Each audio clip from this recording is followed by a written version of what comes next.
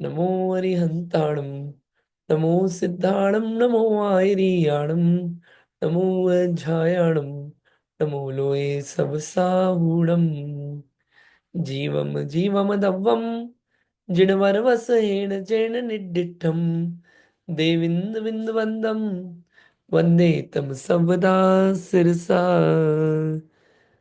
जीवो उगमो अमुत्तिकर्ता सदेह परिमाणो भोक्ता संसारथो सिद्धो सो विश्व सो गई। जीव हो गया, उपयोगमयी हो गया, अमूर्तिक हो गया, कर्ता। ये चार बातें अपन ने पढ़ ली जीव के बारे में कि जीव कर्ता किसका है, अकृता किसका है। ये बातें अपन ने काफी सारी अभी पढ़ी 2 दिन में। इसमें एक बात लिखी हुई थी यहाँ पे नीचे, पुद्गल कर्म मेरे से अत्यंत भिन्न है, वस्तुतः वह मुझे लाभ हानि नहीं कर सकता। ऐसा निर्णय करके अमूर्तिक निज त्रिकाली ध्रुव स्वभाव का आश्रय करना चाहिए। निज यानी कि अपना, त्रिकाली यानी कि जो हमेशा ध्रुव रहने वाला, स्थायी रहने वाला, ऐसे आत्म स्वभाव का आश्रय करना चाहिए। इस प्रकार करने से ही धर्म प्रकट होता है, वृद्धि को प्राप्त होता है और पूर्ण होता है। और पूर्ण होने पर पुद्गल कर्मों और शरीर का आत्यंतिक वियोग होने पर जीव सिद्ध पद को प्राप्त करता है। ठीक है। कर्ता की काफी बातें हुई थी। आज अपन आगे पढ़ेंगे। जीवो वो गमो अमुत्तिकर्ता सदेह परिमाणो भोक्ता। सदेह परिमाण पहले नहीं आ रहा है, पहले भोक्ता को बता रहे हैं। अपन पहले भोक्ता की पढ़ेंगे कि जीव भोक्ता है, तो किसका भोक्ता है, किसका भोक्ता नहीं है, ये बात समझेंगे। ये जो एक चीज है ना, कर्ता, कर्ता अकर्ता, एक कर्तत्व बुद्धि है कि मैंने किया इसलिए हुआ, मेरे करने से हुआ। ये बुद्धि जो है ये आती है मिथ्यात्व में, मेरे करने से हुआ। ये कर्तापना समझ के ये चीज हटती है कि क्या मेरे करने से हुआ कि उसका कर्ता कोई और है। ये बात समझ में आती है उससे। ठीक है, वो करेंगे बातें। अभी आगे चलते हैं।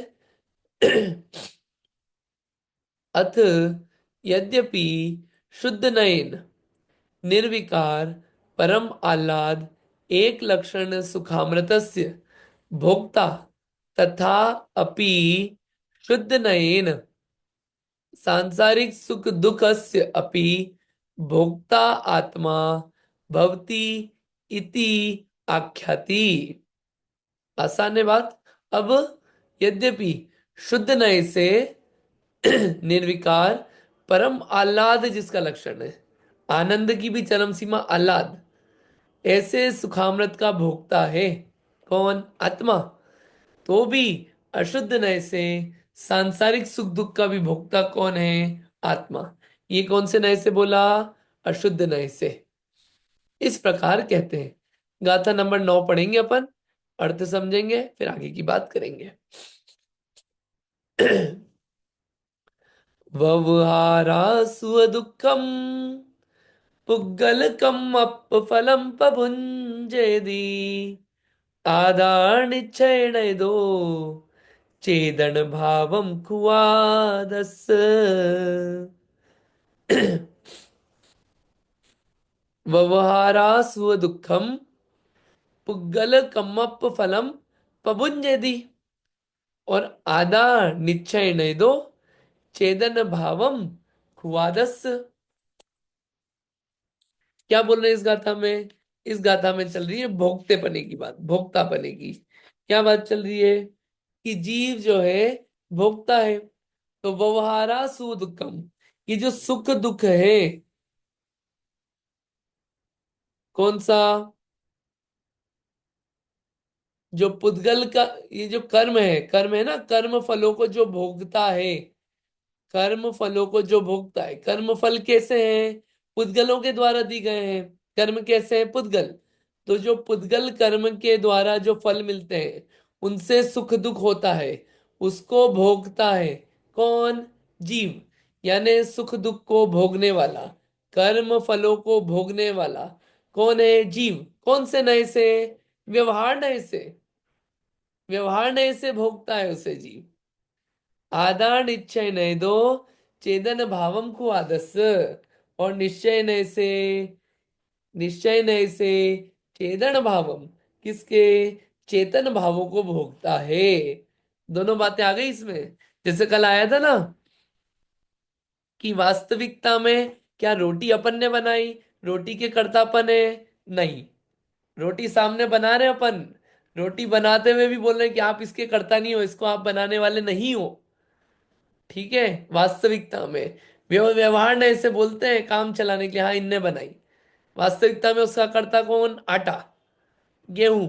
जो उस रूप कन्वर्ट हुआ वो उसका कर्ता। ऐसे ये भोक्ता में आ रहा है कि बताओ पुद्गल कर्म फलों का भोक्ता कौन? कर्म के फल आते ना, जैसे ज्ञानावरणी का उदय आया तो उसका फल भोगा। क्या? ज्ञानहीन हुआ, ज्ञान की शक्ति पे ढक गया। मोहनी श्रद्धान गड़बड़ाया, किसके कारण? मोहनी कर्म के कारण। उसको किसने भोगा? क्वेश्चन। फिर नाम कर्म का फल किसने भोगा? और सुख दुख हुआ साता साती का, वो किसने भोगा? तो बोल रहे हाँ उसका भोक्ता कौन है, उसको भोगने वाला कौन है? जीव। लेकिन ये व्यवहार नए से, निश्चय नए से तो जीव कर्म फलों को नहीं भोगता है। कर्म के फल को निश्चय नए से जीव नहीं भोगता है। निश्चय नए से तो जीव अपने चेतन भावों को ही भोगता है। ये इस गाथा का अर्थ है। डिटेल चलेगी, अब उससे बात क्लियर होगी कि कह क्या रहे हैं।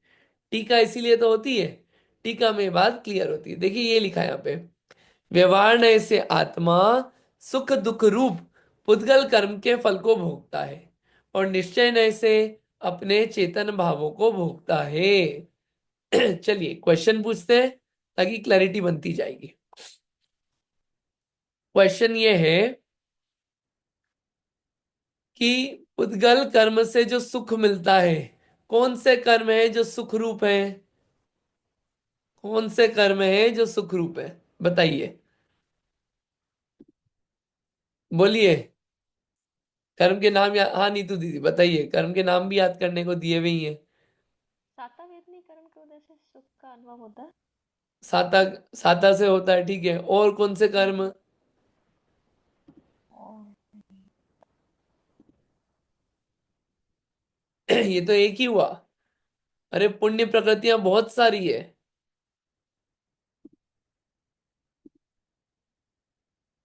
बोलिए रीटा आंटी जी बताइए। लाभांतराय कर्म। लाभांतराय कर्म के क्षयोपशम से, ठीक है। हाँ। क्षयोपशम और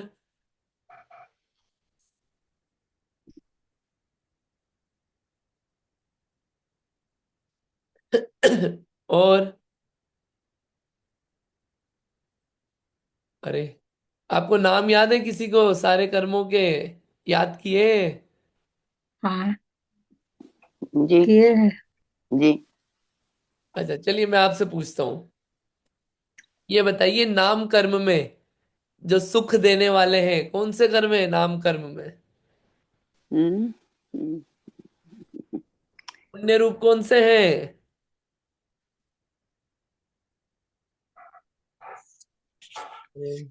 ये अपन ने पढ़ा है, ये सब अपन ने पढ़ाई करी है अच्छे से।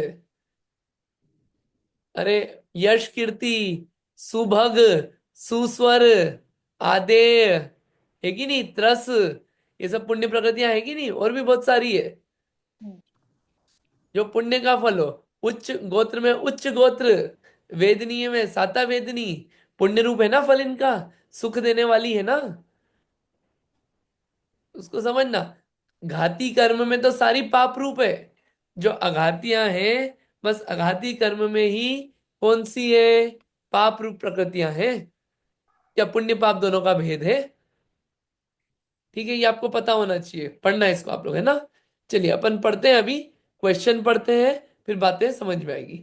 पढ़िए उमा आंटी जी, पढ़िए। जी जय जिनेन्द्र। प्रश्न, आत्मा सुख दुख का भोगने वाला किस अपेक्षा से है? उत्तर, व्यवहार नहीं की अपेक्षा से। ये देखिए आत्मा, प्रश्न, आप बोलते हो आत्मा सुखी दुखी होता है, आत्मा सुख दुख को भोगता है ना। तो वो किस अपेक्षा से है? व्यवहार नहीं के चश्मे से है वो बात। चश्मा कौन सा पहना है? व्यवहार नए का। तो कहते हैं भैया आत्मा सुखी हुआ, आत्मा दुख भोग रहा है, आत्मा सुख भोग रहा है। कौन सा? व्यवहार नए से बात चल रही है ये। अब अपन चश्मा बदलेंगे और आगे पढ़ते हैं, आगे पढ़िए। प्रश्न, शुद्ध ज्ञान और शुद्ध दर्शन कौन से हैं? उत्तर, केवल ज्ञान और केवल दर्शन शुद्ध ज्ञान दर्शन है। इन्हें केवल ज्ञान, केवल दर्शन अथवा छायिक ज्ञान, छायिक दर्शन भी कहते हैं। ठीक है, आगे। प्रश्न, शुद्ध ज्ञान दर्शन किस जीव के पाए जाते हैं? उत्तर, अरहंत केवली भगवान व सिद्धों में शुद्ध ज्ञान दर्शन पाया जाता है। हाँ, प्रश्न, आत्मा शुद्ध ज्ञान दर्शन का भोगने वाला किस नई की अपेक्षा से है? उत्तर, निश्चय नई की अपेक्षा से। ठीक है, ये गाथा का अर्थ थोड़ा क्लियर हुआ कि व्यवहार नय से तो पुद्गल कर्म के फल को भोगता है, सुख दुख को भोगता है, और निश्चय नय से चेतन भावों को भोगता है। निश्चय नय से चेतन भाव यानी कि क्या? शुद्ध ज्ञान दर्शन को भोगने वाला है। शुद्ध ज्ञान दर्शन यानी कि क्या? केवल ज्ञान और केवल दर्शन। ठीक है, केवल ज्ञान केवल दर्शन किसके पाया जाता है? किसके प्रकट हो गया है? अनंत केवलियों सिद्धों। केवली। तो निश्चय नय से जीव तो किसको भोगता है? शुद्ध ज्ञान दर्शन को भोगता है। अब आपने भोगना भोगना भोगता भोगता इतना बोला है, भोक्ता का मतलब क्या होता है? पढ़िए। प्रश्न, भोक्ता किसे कहते हैं?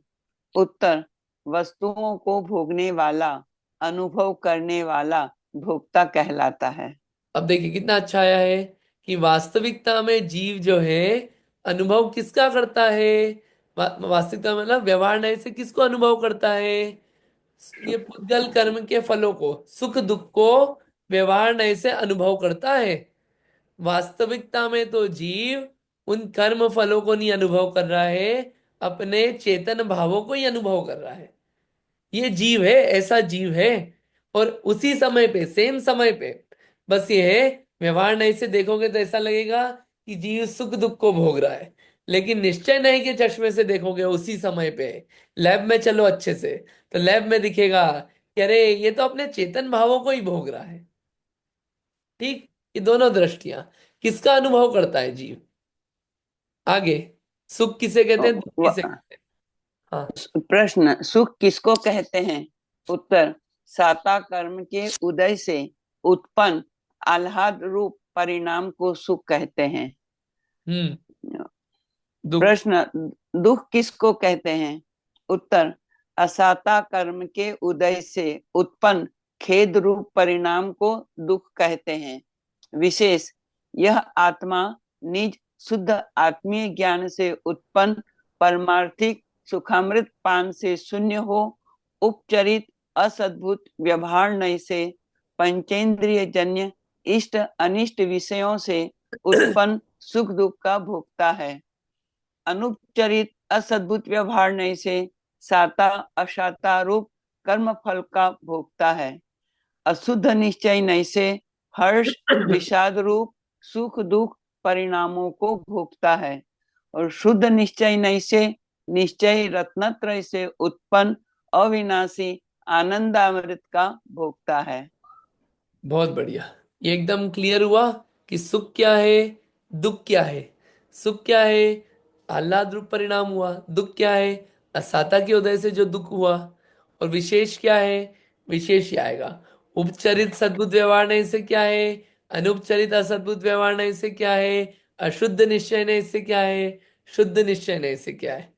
ये चारों डेफिनेशन आई, इस पे अपन वापस आएंगे। अभी टीका पढ़ते हैं, लेकिन आपको ये बात क्लियर हुई कि गाथा में क्या बोल रहे हैं? कि देखो, आत्मा सुख दुख को भोग रहा है। सुख दुख कौन सा? कर्म के फलों, कर्म अपना फल देते हैं, उसको भोग रहा है, उससे सुखी दुखी हो रहा है। कौन? आत्मा। ये व्यवहार नहीं से, सच्चाई कुछ और है। अब सच्चाई पे चलते हैं। निश्चय नहीं से तो कर्म के फलों को भोगते हुए भी अपने चेतन भावों का ही अनुभव करता है जीव। दूसरे द्रव्य का अनुभवन करना, ये जो बात है ये व्यवहार से है। दूसरे द्रव्य को चखना, उसका फल लेना, ये व्यवहार से कहा है। निश्चय नहीं से तो अपने आत्मा के ही रस को चखता है, अपने ही आत्मा के ही चेतन भावों को भोगता है, उसका अनुभव करता है। ये इस भाव बात इसमें बात कही है। हाँ जी रीटा आंटी जी बताइए। जय जिनेन्द्र भैया, हम ये पढ़ रहे हैं ना अभी, वो द्रव्य संग्रह का है ये। आपने अभी जो किया है ना वो। ये जो नीचे क्वेश्चन आंसर, हाँ। हाँ ये क्या है, ऑनलाइन एक वो है, तो उसमें से क्या है, पहले 4-5 क्वेश्चन अपन यहाँ से पढ़ते हैं, फिर वापस ग्रंथ पे जाते हैं, और फिर द्रव्य संग्रह की टीका वर्णी जी वाली पढ़ते हैं। तो सब द्रव्य संग्रह का ही है, द्रव्य संग्रह से बाहर कुछ नहीं खोला है अपन ने।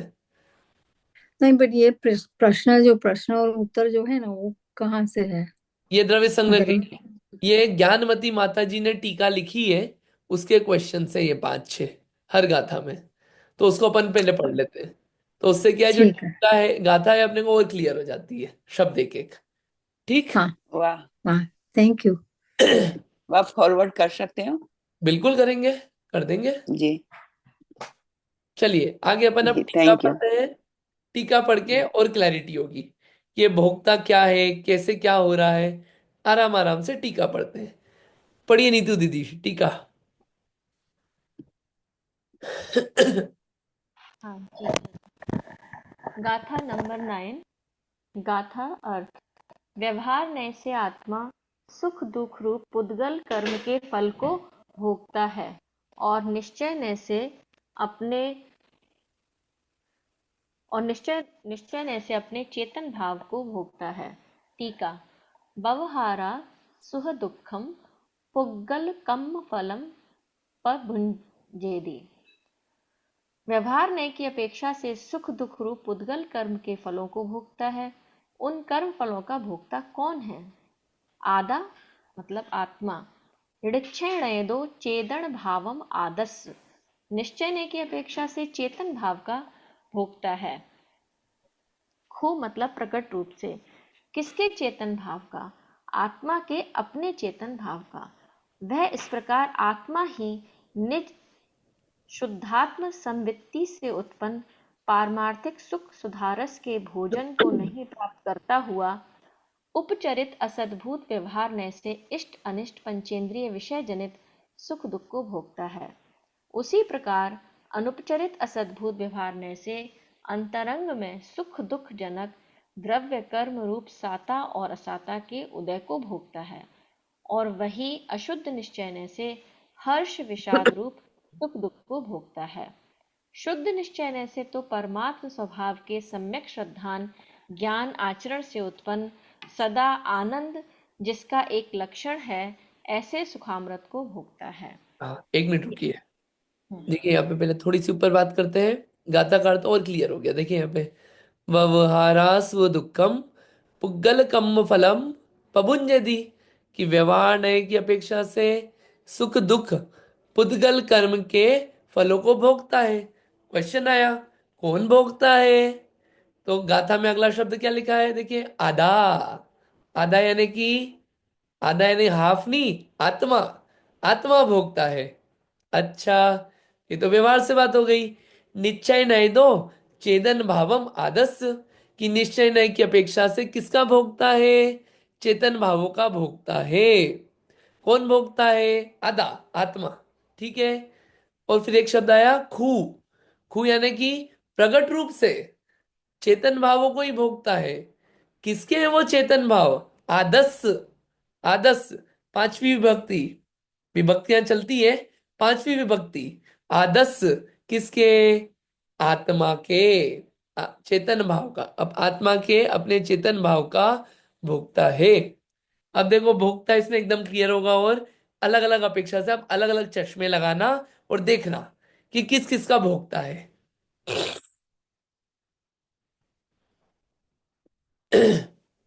यहाँ जिस स्वाभाविक सुखामृत के भोजन के अभाव से आत्मा इंद्रिय सुख भोगता हुआ संसार में परिभ्रमण करता है, वहीं अतीन्द्रिय सुख सर्व प्रकार से उपादेय है, ऐसा अभिप्राय है। इस प्रकार कर्ता कर्म फल को नहीं भोगता है, इस बौद्ध मत का निषेध करने के लिए भोग कृतत्व के व्याख्यान रूप से सूत्र पूर्ण हुआ। देखिए यहाँ पे बौद्ध मत का निराकरण हुआ, कल सांख्य मत का हुआ था कर्ता में। सांख्य मत बताएंगे आपको और बौद्ध मत भी। अभी अपन इसको समझते, देखिए आगे क्या लिखा है, अलग अलग नए आए। एक आया उपचरित सद्भुत व्यवहार नय। उपचरित सद्भुत व्यवहार नय से किसका भोगता है? आत्मा पंचेंद्रिय के विषयों से जो सुख दुख प्राप्त होता है उसका भोगता है। पंचेंद्रिय होते ना, पांच इंद्रिय के विषय, अच्छा भोजन स्वाद में, गरम भोजन गरम दूध, ठीक है, फिर ठंडी गरम में एसी हीटर, पंचेंद्रिय के विषय है ना, इनका भोक्ता कौन है? जीव है। ये पंचेंद्रिय के विषय कैसे हैं? इष्ट अनिष्ट होते हैं ऐसा लगता है, तो उससे सुख दुख होता है ऐसा मानते हैं। तो इसका भोक्ता कौन है? जीव है। भोक्ता है ना अपन इनके, कैसे? भोजन के, अच्छे ठंड में गर्म कपड़ों के, गर्मी में ठंडे कपड़ों के, है कि नहीं, फ्रिज की चीजों के, सब चीजों के भोगते हैं। अच्छे अच्छे वीडियोस देखने के, रील्स देखने के, इनको किसने भोगा? जीव ने भोगा। लेकिन कौन से? उपचरित असद्भुत व्यवहार नय से। क्यों उपचरित असद्भुत व्यवहार नय? याद करिए आप वापिस, असद्भुत व्यवहार नय क्यों आया? क्योंकि क्योंकि दो द्रव्यों को मिला के बात की जा रही है।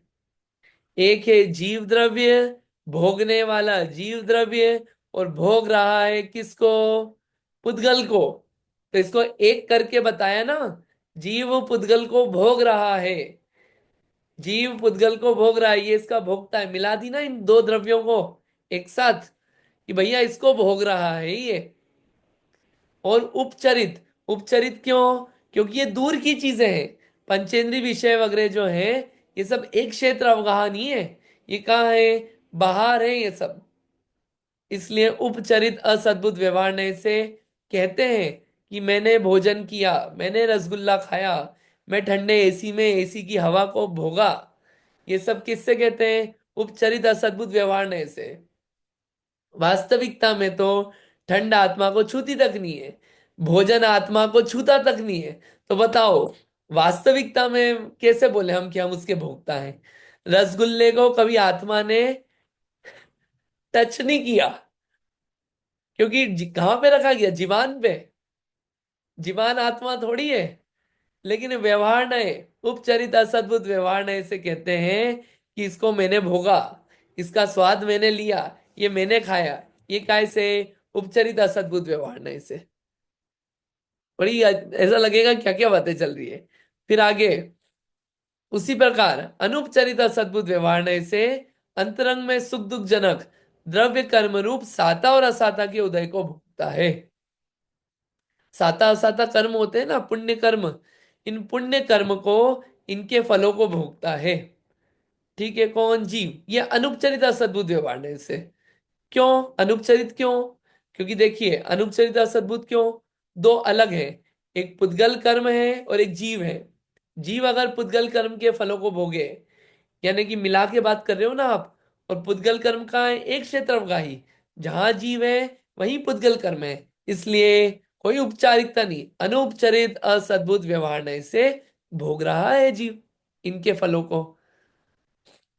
ठीक है, अगर अपन ये नहीं मानेंगे कि भैया ये कर्म के फलों को जीव भोगता है, अगर ये नहीं मानेंगे तो फिर क्वेश्चन आएगा, अगर नहीं भोग रहे हो तो ये क्या हो रहा है? ये सब क्यों हो रहा है? आंखों से कम क्यों दिख रहा है? चश्मा कम क्यों लगाना पड़ रहा है? दांत पीले क्यों है? मुंह ऐसा लंबा चौड़ा क्यों है? मुंह क्यों मिला हुआ है? शरीर क्यों मिला हुआ है? शरीर में बीमारी क्यों है? ये कारण क्या है इनके? तुमको क्यों हुआ? इसको तुम क्यों भोग रहे हो? उसका जवाब यह है कि हाँ, व्यवहार नय से, अनुपचरित असद्भुत व्यवहार नय से उसके भोक्ता हम हैं। लेकिन कौन सा व्यवहार नय? बाहर से अब अंदर आ रहे हैं, देखो कहाँ कितनी लेयर थी। एक थी बाहर की वस्तुएं पंचेंद्रिय विषय, उसके भोक्ता। उपचरित, उपचार से और दूर का, थोड़ा पास आए, चलो कर्म फलों को भोगता, वो भी व्यवहार नय से। वो भी काम चलाने के लिए बोल रहे हैं, समझाने के लिए। अब और अंदर में आते हैं कि किसका भोगता है।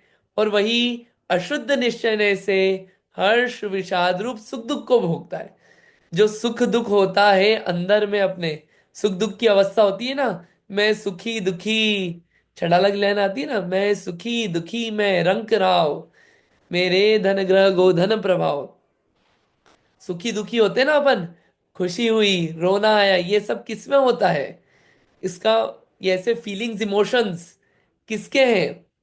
ये जीव के हैं। लेकिन कौन से? अशुद्ध निश्चय नहीं से। सुखी दुखी होना ये किसके हैं? चेतन के परिणाम है। लेकिन कैसे है ये अशुद्ध निश्चय है। क्यों? यहाँ पे कर्म की अपेक्षा है। वास्तविकता में तो कोई सुखी दुखी नहीं होते। कर्म रहित जीव सुखी दुखी नहीं होते। आप देख लो सिद्ध भगवान को। सुख, जो सिद्ध भगवान है, ना हर्षित होते हैं ना दुख मनाते हैं। वीतरागी है वो तो, राग द्वेष मोह है ही नहीं। और जो ये हंसना और शोक मनाना, ये तो 18 दोषों में आता है, जो कि वीतरागियों को नहीं होते। इसलिए अगर ये हर्ष विषाद रूप अवस्था है तो ये अशुद्ध निश्चय नहीं है। क्यों? क्योंकि अशुद्ध पर्याय को जीव का कहना ये अशुद्ध निश्चय नहीं है। निश्चय नहीं क्यों है? क्योंकि जीव की पर्याय है, उसको जीव का बोल रहे हैं। ठीक। और अब पास में आते हैं कि वास्तविकता में जीव किसको भोग रहा है। शुद्ध निश्चय से तो परमात्म स्वभाव के सम्यक श्रद्धान ज्ञान आचरण से उत्पन्न सदा आनंद जिसका एक लक्षण है, ऐसे सुखामृत को भोगता है।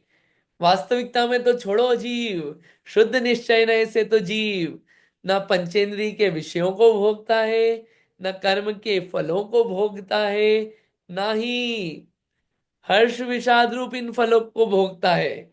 वास्तविकता में तो अपने आत्मा में, अपने आत्मा के श्रद्धान ज्ञान आचरण से जो आनंद उत्पन्न होता है, जिसमें ना कर्म की कोई जरूरत है, ना कोई पंचेंद्रिय विषय है, ना ही कोई कर्म के फल है, उसमें तो सिर्फ जीव में से ही उत्पन्न हुआ, जीव के लिए ही है। वो जो आनंद है, उस आनंद को, उस सुख रूपी अमृत को जीव भोगता है, उसका भोगने वाला है वास्तव में। ये गाथा में कहा गया है। आपको दिखे अलग अलग चश्मे कि किसका भोगता है किसका भोगता नहीं है। सारी अपेक्षाएं क्लियर की गई है द्रव्य संग्रह में।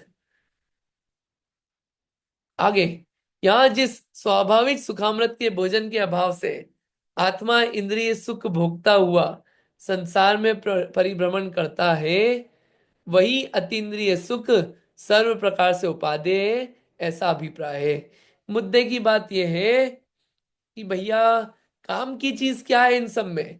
आप बोल रहे हो पंचेंद्रिय के विषयों को भी भोगता है, वो तो हम भोग ही रहे हैं, अच्छे से गजब से भोग रहे हैं। कोई ऐसी चीज नहीं है जिसको हम नहीं भोग रहे हैं। कर्म के फलों को भी भोग रहे हैं अनादि से, वो भी चल रहा है। खुशी दुखी भी मना रहे हैं, वो भी हो रहा है। और आपने एक और बताया कि अपने आत्मा में से उत्पन्न हुए सुख रूपी अमृत, वो भी एक भोगने का लक्षण है जीव में। तो ये बताओ उपादेय यानी कि काम का कौन सा है इसमें? किसको भोगना काम का है? तो इसमें बोला कि देखो, अगर इंद्रिय सुखों को भोगोगे, अगर उसके भोगने वाले बनोगे, उसके फलों में मजे लेने वाले बनोगे और उसी पे फोकस रहेगा, तो क्या है? संसार में परिभ्रमण होगा। और अतीन्द्रिय सुख जो आत्मा में से उत्पन्न होता है, जिसमें पंचेंद्रिय विषय किसी की जरूरत नहीं, इंद्रियों की भी जरूरत नहीं है, भोगना भी आत्मा में से ही है, वो क्या है? वो स्वाभाविक है, हमेशा टिकने वाला है। उसका अगर भोग होगा तो क्या होगा? वो सुख देने वाला है, वही कार्यकारी है। ठीक है। यहाँ पे परिभ्रमण के यहाँ पे एक कोष्टक में दिया हुआ है, इसको आप थोड़ा सा पढ़िए। नीतू दी इसको पढ़िए, संसार में परिभ्रमण। संसार में परिभ्रमण करने वाले प्रथम गुणस्थान धारक सर्व मिथ्या दृष्टि हैं। चतुर्थ गुणस्थान से सिद्ध तक के सब जीव उनकी भूमिका की शुद्धि अनुसार आत्मिक अतीन्द्रिय सुख को भोगते हैं। ऐसा इस गाथा का तात्पर्य है। देखिए, संसार में परिभ्रमण कर रहे हैं, मिथ्या दृष्टि है, तो किसके भोगने में लगे हैं? इंद्रिय सुखों के, कर्म फलों के। लेकिन जैसे जैसे सम्यक दर्शन प्रारंभ हुआ, चतुर्थ गुणस्थान से चालू हुए, तो वहां पे सिद्ध अवस्था तक क्या होगा? अतीन्द्रिय सुख का भोग हो रहा है वहां पे साथ में।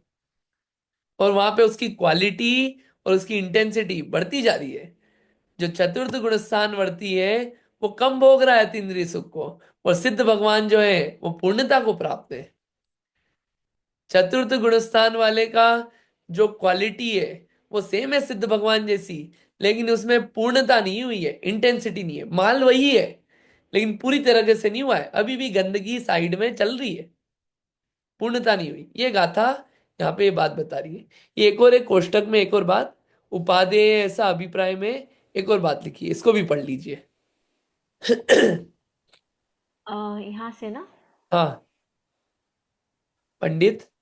हाँ, पंडित हीरालाल जी रचित और मथुरा संघ के प्रकाशित द्रव्य संग्रह की टीका पृष्ठ 23 में गाथा 8-9 के संबंध में निम्न प्रकार लिखा है। जीव के कर्तृत्व और भोक्तृत्व भोक्तृत्व का विवेचन करने का ग्रंथकार का ऐसा अभिप्राय है कि जीव यथार्थ वस्तु स्वरूप को जानकर पर की और विकार की कर्तृत्व और भोक्तृत्व बुद्धि को छोड़ दे और अपनी सहज निर्विकार चिदानंद स्वरूप शुद्ध पर्याय का कर्ता भोक्ता होने का सतत प्रयत्न करे। जीव पर वस्तु का कुछ भी नहीं कर सकता है और उसे भोग भी नहीं सकता है। असद्भूत व्यवहारने से साता असाता के उदय को तथा इष्ट अनिष्ट इंद्रिय विषयों को जीव भोगता है, ऐसा कहा जाता है। और यहाँ पे क्लियर कर दिया, पर वस्तु का कुछ कर नहीं सकता जीव, उसको भोग नहीं सकता। अपन बोलते हैं ना, मैंने खाया रसगुल्ला, मैंने खाया हलवा, मैंने खाई रोटी, मैंने पिया पानी। पानी क्या है? पुद्गल। रसगुल्ला क्या है? रसगुल्ला। किसने? मैंने भोगा, जीव ने भोगा, ऐसा बोल रहे हैं। यहाँ लिखे पर वस्तु को जीव भोग नहीं सकता। ये तो व्यवहार नय से काम चलाने के लिए बताया जाता है। असद्भुत व्यवहार नय से, या असद्भुत व्यवहार नय से, कि इनका भोक्ता जीव है। वास्तविकता में तो जीव भोक्ता अपनी शुद्ध शुद्ध पर्यायों का है, शुद्ध पर्याय और शुद्ध पर्याय का, चेतन भावों का भोक्ता है। निश्चय नय से वास्तविकता तो वो है। ठीक है। अब देखिए, अपन ने लास्ट टाइम कर्ता पढ़ा था। कर्ता में अपन कैसे चले थे? गाथा पढ़ी, गाथा का अर्थ पढ़ा, टीका पढ़ी, फिर अपन ने और टीका पढ़ी थी, फिर डिस्कशन किया था। आपको याद है अपन ने पढ़ा था कि किसी भी चीज को समझना हो, कैसे समझो? शब्दार्थ, आगमार्थ, नयार्थ। अब आपको समझ में आए नए से समझने से क्या होता है? वस्तु का पूरा 100% ज्ञान होता है। आपको तत्वार्थ सूत्र याद आ रहा है? पदार्थों को जानने के उपाय, प्रमाण नए अधिगम। प्रमाण और नए से जानो। नए से, सारे नयों से जानोगे तो पदार्थ का सच्चा ज्ञान होगा। जीव को जान रहे हो, जीव भोगता है, सारे नयों से जानो तो पता चलेगा कि कौन सी चीज काम चलाने की है, कौन सी चीज यूज करने की है, कौन सी चीज इग्नोर करने की है। सब समझ में पड़ता है और पूरा पदार्थ ख्याल में आता है। तो उससे क्या, अपन एकांतवादी नहीं बनते हैं और भटकते नहीं है। आगमार्थ हुआ, फिर इसको समझते समझते जब उसका फील जनरेट होगा तो भावार्थ भी आएगा। ये ऐसे काम चलता है। हाँ जी नीतू दीदी, क्वेश्चन बोलिए।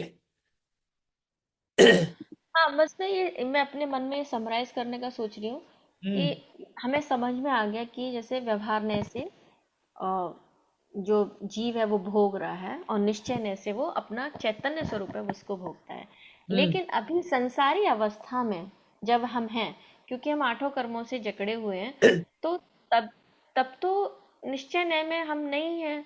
तब तो जीव नहीं भोग पा रहा अपना चैतन्य स्वरूप, क्योंकि वो ढका हुआ है। तो सिर्फ उसका हम सिर्फ सोचें कि भविष्य में जब हम बनेंगे तब निश्चय निश्चय रूप से हम अपने चैतन्य स्वरूप का आनंद लेंगे, और कि अभी भी हम ऐसे ही करेंगे, कि वो मुझे थोड़ा सा ये लग रहा है। ओके, अच्छा, बढ़िया क्वेश्चन है। देखिए, आपको नए का टेंशन नहीं लेना है। कि अरे अब मैं व्यवहार नए से ये खा रहा हूं, अब निश्चय नए से आत्मा का मजा ले रहा हूं। अपने कोई टेंशन नहीं लेना है। अपने को तो नए समझ रहे हैं कि पदार्थ समझ में आ जाए कि काम कुछ हो रहे हैं, तो ये किस अपेक्षा से बातें कही जा रही है। ठीक है, एक बात। दूसरी बात, अब ये अपन ने आया कि शुद्ध निश्चय नए से तो आत्मा के सुख रूपी अमृत को भोगता है।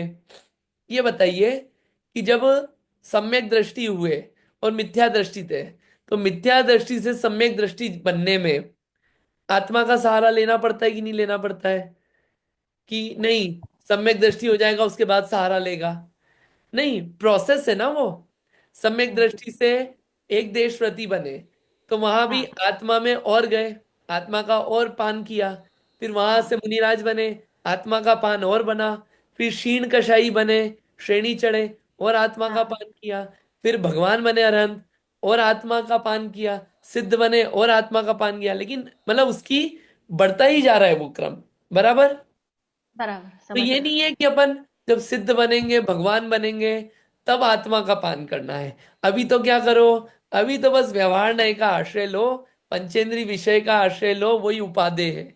नहीं, इसीलिए बता रहे हैं कि देखो, वास्तविकता में तो ये काम चल रहा है, मतलब ये काम अभी तक चल रहा है, लेकिन वास्तविकता में तो किसको भोगता है जीव? वास्तविकता में अपने से जो उत्पन्न होता है उसी को भोगता है। अभी तक तो ये भ्रम चल रहा है कि मैंने इसको खाया, मेरे को इसका स्वाद आया, मैंने इसको चखा। ये जो चल रहा है ये भ्रम है। सिर्फ ये ही मान हम्म रखा है अभी तक। हम्म वास्तविकता में भी जो स्वाद आया, स्वाद जो आया, वो किसका आया? अपने ज्ञान का ही स्वाद आया। पता है कैसे? आपको कोविड में लेके चलते हैं। अगर आप बोलो कि वस्तु से मुझे स्वाद आया, तो जब कोविड हुआ था, जब टेस्ट बड्स खराब हो गए थे, तो रसगुल्ले कितने ही रख लिए, कितनी बढ़िया बढ़िया सब्जी रख ली, कितनी बढ़िया बढ़िया आइसक्रीम रख ली, कौन सा स्वाद आया? नहीं आया। नहीं है। लोग विक्स सूंघते थे उस वक्त, उनको स्मेल ही नहीं आती थी विक्स की। बहुत लोगों ने किया।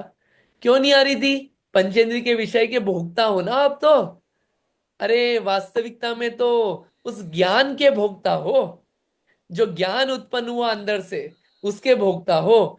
ये तो क्या, ये पदार्थों को निमित्त कहा जाता है, क्या ये निमित्त बन गए? लेकिन वास्तविकता में तो जो ज्ञान है उस ज्ञान के ही भोक्ता है। Thank you for the clear, अभी बिल्कुल समझ में आया, बहुत है ना? अच्छा क्लियर। देखिए, ये फिर भी मैं आपको अभी बोलूं कि समझ में बातें आया। जो है, ये हो सकता है थोड़ा सा एकदम नई अटपटी लगे, लेकिन अभी शब्दार्थ, आगमार्थ, नयार्थ तो आप समझना ही।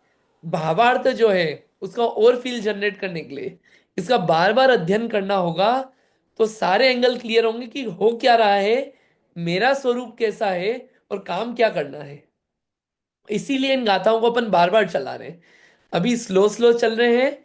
एकदम हो सकता है एकदम क्लैरिटी नहीं बने, लेकिन आपका बेस जरूर बन जाएगा कि बातें क्या हैं। फिर आप धीरे धीरे द्रव्य संग्रह से जाओगे प्रवचन सार, पंचास्तिका है, तो आपको और आचार्य और इतनी इतनी बातें खोलेंगे कि आपको लगेगा अरे वाह, ऐसा भी होता है। आपको वहां महिमा आएगी कि अरे मैं जीव हूं तो कैसा हूं। ठीक है, फाउंडेशन से सब। ठीक है, लेकिन क्वेश्चंस आप पूछते रहना, और मैं हाँ क्लियर करते करने का ट्राई करता रहूंगा। नहीं, ठीक। अच्छा अभी अभी समझ में आ रहा है। अभी गाथा आप लोग भी पढ़िए एक बार थोड़ा सा, ताकि क्या है, अच्छा रहेगा। हाँ जी, पढ़िए गाथा, नीतू दी पढ़िए गाथा, हाँ। और याद कर लीजिए सब लोग। हाँ। व्यवहारासुह दुःखं पुग्गलकम् फलं पभुञ्जेदी आदाडिच्छेणेदो चेदण भावं खु आदस्स। और किसी को पढ़ना है?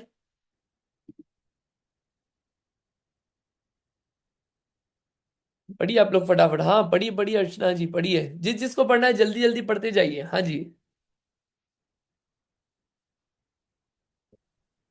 व्यवहारासु दुःखं पुद्गलकमफलं पफुच्चेदी आदाडिच्छयण यदो चेदनभावं खुआदस्स। बढ़िया, बहुत अच्छा है। और किसी को रीड करना है तो करिए प्लीज, मोस्ट वेलकम।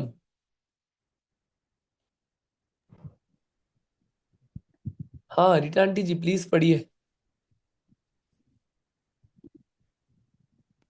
व्यवहारा स्वदुःखम् पुग्गलकम्मफलं भुञ्जेति आदानिच्चरणलो छेदनभावं खु आदस्स।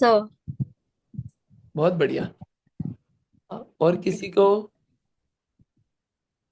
आप लोग पढ़ेंगे तो क्या यही याद हो जाएगा, इसलिए सबसे पढ़वाते हैं, इसलिए आप लोग जल्दी जल्दी अनम्यूट करके पढ़ते जाइए। पढ़िए रूपसी जी।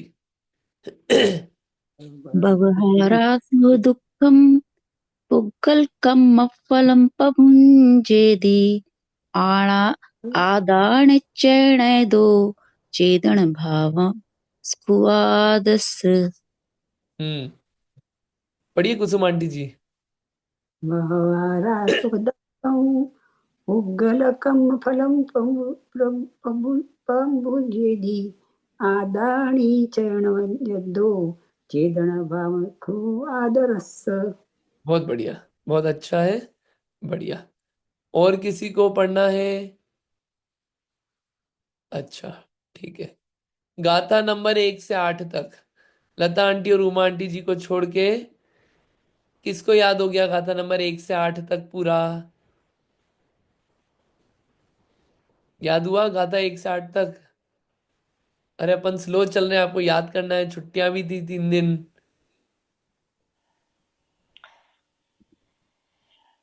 या, याद हुआ किसी को? 1 से 7 तक, 1 से 6 तक। आप लोग याद नहीं करोगे तो मजा नहीं आएगा। अभी याद कर लेंगे तो काम बढ़िया चलेगा। याद है तो बिल्कुल सुनाइए प्लीज।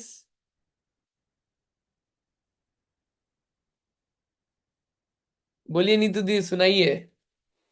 याद तो है लेकिन मैंने फेरी नहीं है, तो कोई बात नहीं, अभी मुझे फेर लेंगे अपन, अभी फेर लेंगे, आप बोलिए।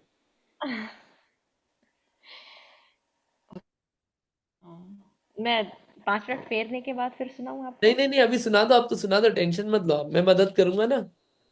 अच्छा। जीवम जीवम नवम जिणवरवसहेण जेणनिर्दिष्टम् देविन्द वन्दं वन्दे तं सर्वदा शिरसा। जीवो उभोगमो अमूर्तिकत्ता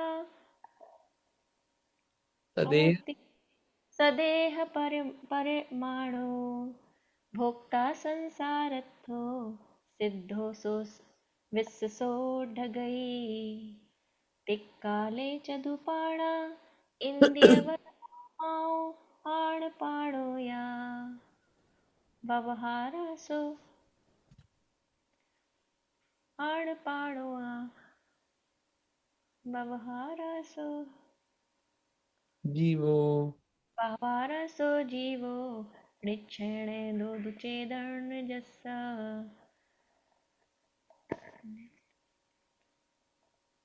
अठ अठवेद अठ वो वेद गोधुव्यपो। हाँ, उपयोग 2 प्रकार का है। उभोगोद्वियप्पो दंशणाणं च दंशणं च चतुधा मन पड़े कि कोई बात नहीं, मन। आप फेर लेना, हाँ फेर लेना। हाँ। देखिए ये ठीक। गाथा अपन क्या एक एक पढ़ रहे हैं, अगर आप नोट्स नहीं बनाएंगे रोज, रोज गाथा याद नहीं करेंगे तो याद नहीं होगी। तरीका ये है इन गाथाओं को याद करने का, रोज ये गाथा लिख लीजिए अपनी कॉपी में, उसका अर्थ लिख लीजिए। उसके बाद डेली किसी को ध्यान करना है, किसी को चिंतन करना है, मेडिटेशन करना है, जो भी करना हो, आप अपने जो ये शब्द पढ़े ना, इन शब्दों पे आप फोकस करो, याद भी हो जाएंगे। और इससे निकल के जो रिजल्ट आएगा, जो आपको समझ आएगी, डेवलप होगी, वो अपने आप से बहुत अच्छी होगी। कि शब्द तो अपन समझ ही रहे हैं, उसकी और फीलिंग जनरेट करना हो तो तरीका यही है कि इन गाथाओं को आप रिवाइज करो मन में। मंदिर में बैठे हैं, 10 गाथा तक हुआ, रोज मन में बोल ली, धीरे धीरे आंख बंद करके धीरे धीरे बोलो। एक एक का अर्थ सोचो आप कि पुग्गल कम फल ये क्या है, कौन कौन से कर्म फल का भोगता है, कैसा भोगता है, सोचो आप, धीरे धीरे अंदर से अर्थ निकलेंगे आपके। ये तरीका है इन गाथाओं का आनंद लेने का। ठीक, चलिए अपन और करेंगे बातें धीरे धीरे, कोई बात नहीं, आप लेकिन याद करना। हाँ जी रूपसी जी बताइए प्लीज, आपको याद है क्या? आज फिर आज फिर से ट्राई करती हूँ। प्लीज करिए। गाथा नंबर 1 से जीवमजीवं करिए।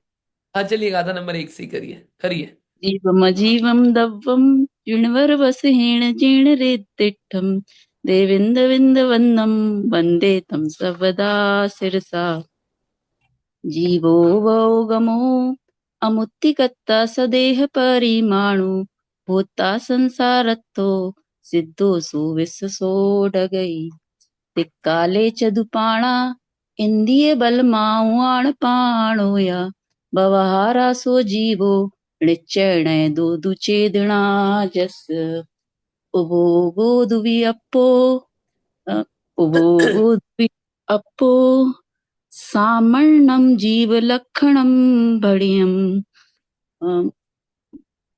चक्षु हि दंशनमद केवलं ळेयम् ळाणं मठ्ठवियप्पं मदिसुदो हि अणाणणाणाणि मणपच्चव केवलमपि पच्चक् परोक्षभेयं च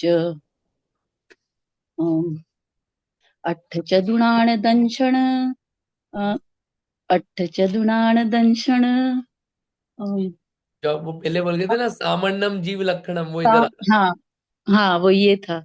अट्ठ च अट्ठ च दुणान दंशण सामण्णं जीव लक्षणं वणियं व्यवहारा कंफ्यूज हो गई हो। है। उद्धरणया। व्यवहारा शुद्धणया शुद्धं पुण्य दंशनं राणं हम्म, वर्णरस पंचगंधा दोपासा अठड़िच्चया जीवम जीवे दो णो णो संति अमुत्ति तदो व्यवहारा। व्यवहारा मुक्ति बंधा दो हम्म। पुग्गल। वो वाली याद नहीं अभी। पुग्गल कम्मा दीड़म यहीं तक स्टॉप है। ठीक, याद करिएगा, है ना, याद करना हाँ है। चलो अपन कल क्या है, कल दो बातें पढ़ेंगे। सांख्य मत क्या बोलता है, बौद्ध मत क्या बोलता है, उसका निराकरण कर्ता भोक्ता से कैसे हुआ। फिर इसकी टीका, नवी गाथी की टीका, ये वर्णी जी ने जो लिखी है, इससे क्वेश्चन आंसर से पढ़ेंगे और क्लैरिटी बनेगी अपने को। ठीक, और उस और अभी अपन नेक्स्ट गाथा को सिर्फ गाथा अर्थ पढ़ रहे हैं, इतना काम आज कर लेते हैं। अथ निश्चयेन लोक प्रमित असंख्य प्रदेश मात्रोपि व्यवहारेण देह मात्रो जीव इत्यावेदयति। क्या बोल रहे हैं? निश्चय न से लोक प्रमाण असंख्यात प्रदेश होने पर भी व्यवहार न से जीव अपने शरीर प्रमाण है, ऐसा बताते हैं। शब्द आया था ना, जीवो उवो गमो अमुत्ति कत्ता सदेह परिमाणो भोक्ता। भोक्ता पहले बता दिया, सदेह परिमाण वाला बात चल रही है कि निश्चय से तो, वास्तविकता से तो जीव कैसा है, लोक प्रमाण असंख्यात प्रदेशी है, लेकिन व्यवहार से कैसा है, व्यवहार नहीं से अपने शरीर प्रमाण है जीव। ठीक, इस बात को समझाने के लिए गाथा है। इस गाथा को और गाथा का अर्थ अपन समझ लेते हैं। अणुगुरुदेह पमाणो ऊसंहारप सप्पदो चेदा असमूह दो व्यवहारा निश्चय नय दो असंख देसो वा। 7 शब्द हैं, वापिस पढ़ते हैं। अणु गुरु देह पमाणो उ संहारप सप्पदो चेदा असमूह दो व्यवहारा निश्चय नय दो असंख दे सोवा। निश्चय नय दो असंख्य देशो वा, निश्चय नय से असंख्यात प्रदेशी है, लोक प्रमाण असंख्यात प्रदेशी है। कौन? जीव। जीव का प्रमाण। लेकिन व्यवहार से कैसा है? व्यवहार नय से कैसा है? अणु गुरु देह प्रमाणो। अणु यानी कि छोटा, गुरु यानी कि बड़ा। छोटे बड़े देह के प्रमाण, जितना शरीर का साइज है। छोटा शरीर का साइज है तो आत्मा का साइज कैसा? छोटा। बड़ा है तो बड़ा साइज आत्मा का, वो उसका प्रमाण है। उसंहारप सप्पदो चेदा। चेदा असु असमूह दो। असमूह दो यानी कि समुद्घात के अतिरिक्त, समुद्घात के बिना। तो समुद्घात के अतिरिक्त, समुद्घात अवस्था को छोड़ दो। समुद्घात क्या होता है बताएंगे अभी। समुद्घात अवस्था को छोड़ दो, उसके बिना संसारी जीव, ये जो है, ये जो जीव है, इसका प्रमाण कितना? जितना उसका शरीर का प्रमाण है उतना। लेकिन निश्चय से, वो प्रमाण होते हुए भी निश्चय नहीं की अपेक्षा से जीव का प्रमाण, लोक प्रमाण असंख्यात प्रदेशी है। लोक प्रमाण असंख्यात प्रदेशी है। समझ में आया? थोड़ा सा अपन चलते हैं वापिस वो स्लो वाला वो मोशन में, ताकि वो क्या बात। संकोच विस्तार के कारण। हाँ, ये उपसंहार सप्पदो है ना, जी। ये है संकोच और विस्तार के कारण छोटा बड़ा होता है शरीर का भी प्रमाण, आत्मा का।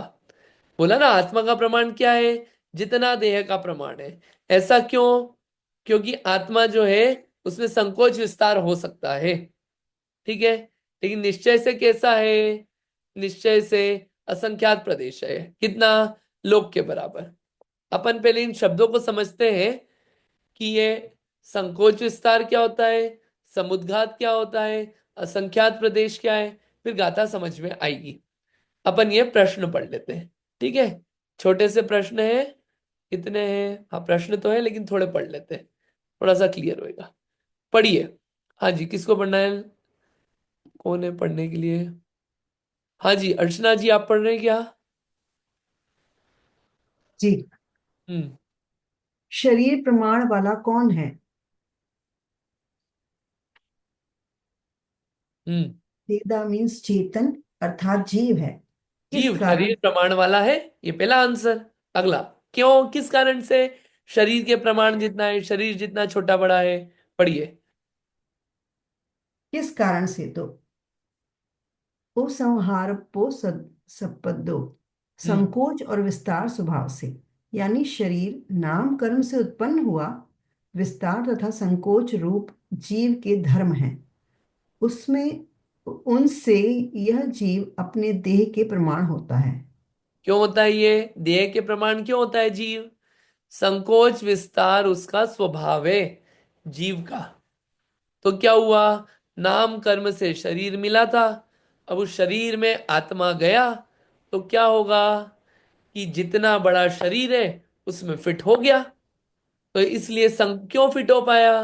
क्योंकि उसमें संकोच विस्तार की शक्ति है कि बड़े बॉक्स में जाएगा तो बड़ा हो जाएगा, छोटे बॉक्स में जाएगा छोटा हो जाएगा, हाथी में जाएगा तो हाथी के साइज का हो जाएगा, चींटी में जाएगा तो चींटी के साइज का हो जाएगा। ये क्यों होएगा? संकोच विस्तार स्वभाव है जीव का। इसलिए जीव का साइज कितना है, प्रमाण कितना है? शरीर के प्रमाण जितना जीव का प्रमाण है। आगे। हम्म। पढ़िए। यहाँ दृष्टांत क्या है? जैसे दीपक किसी बड़े पात्र से ढक दिया जाता है तो दीपक उस पात्र के भीतर सबको प्रकाशित करता है, और यदि छोटे पात्र में रख दिया जाता है तो उस पात्र के भीतर प्रकाशित करता है। ठीक है, बढ़िया। आगे पढ़िए। प्रश्न, फिर अन्य किस कारण से यह जीव देह प्रमाण है? असु असमूह दो, समुद्घात के न होने से, वेदना, कषाय, विक्रिया, मरणांतिक, तेजस, आहारक और केवली नामक 7 समुद्धातों के न होने से जीव शरीर के बराबर होता है।